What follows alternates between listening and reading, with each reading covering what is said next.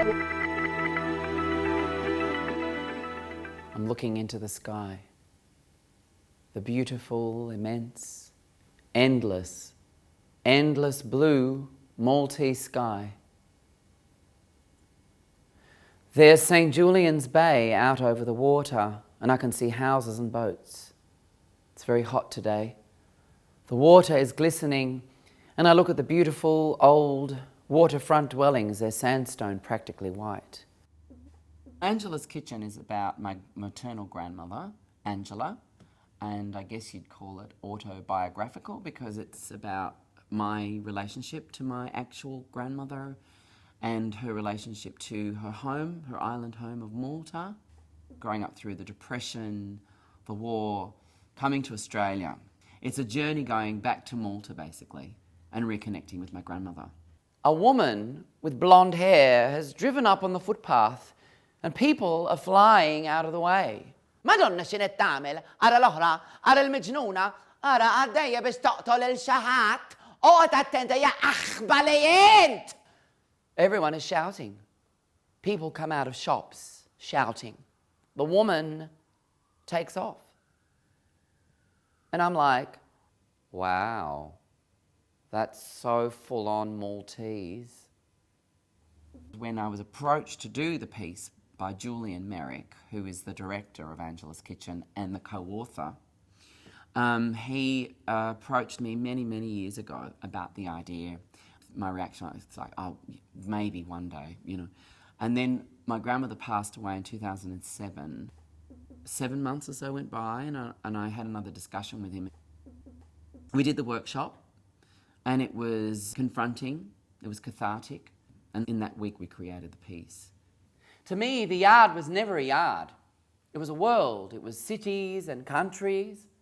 The bit in the middle was Malta and the bit on the side was Greece, because Dad's from Greece.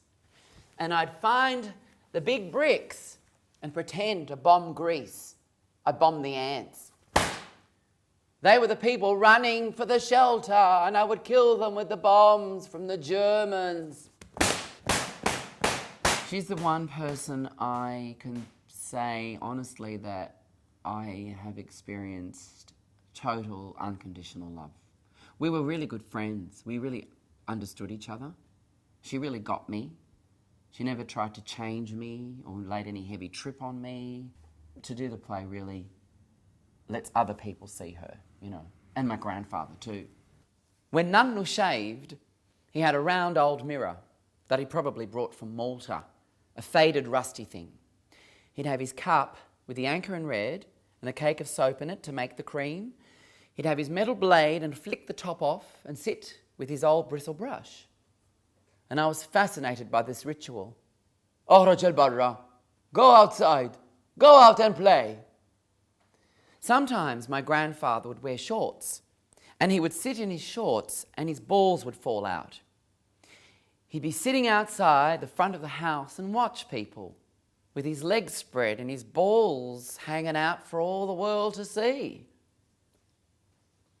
My grandfather was a formidable person, but when it came down to, you know, the family, my grandmother always had the first and last say in everything. For Angela, the most important thing was having her own money. My grandfather didn't like her working, but she had a theory. It was best to work in case he left her. She'd say to him, "Issa dan il-flus tiegħi. You pay all the bills and the rent, and this money is for me and the kids." She said it was because men, being what they are, he could take off. Even in Malta, in those days, "Oi, Vamela, it's a big scandal, but it does happen." I think I'd be a completely different person had I not been raised by my grandmother. She instilled a lot of, you know, like work ethic in particular to me. And I'm like her in that way. I'm very proud of the play.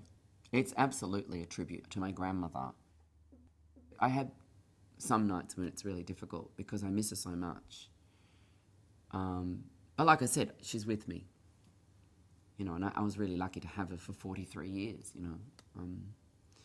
A lot of people don't even get to meet their grandparents. I hope what comes across is her strength and her love for her family.